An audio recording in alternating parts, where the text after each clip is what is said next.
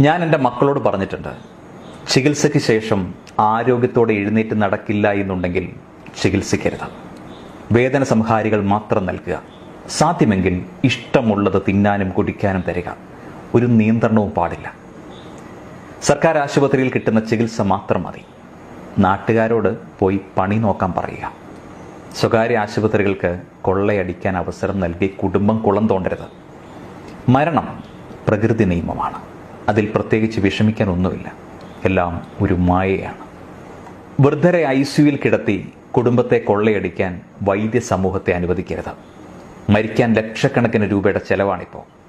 വാർദ്ധക്യം കൊണ്ട് ജീർണിച്ച ശരീരം ജീവിതം മതി എന്ന അടയാളം കാട്ടുമ്പോഴും വിധിയല്ല. ആഹാരം അടിച്ചു കലക്കി മൂക്കിൻ കുഴലുകൾ ഇറക്കി ഉള്ളിലേക്കങ്ങ് ചെലുത്തും. ശ്വാസം വിടാൻ വയ്യാതെ തൊണ്ടയിലൂടെ ധാരമിട്ട് അതിലൂടെ കുഴലിറക്കി ശ്വാസം നിലനിർത്തും. സർവവും സൂചികൾ, കുഴലുകൾ, മരുന്നുകൾ ഇങ്ങനെ കയറ്റിക്കൊണ്ടിരിക്കും.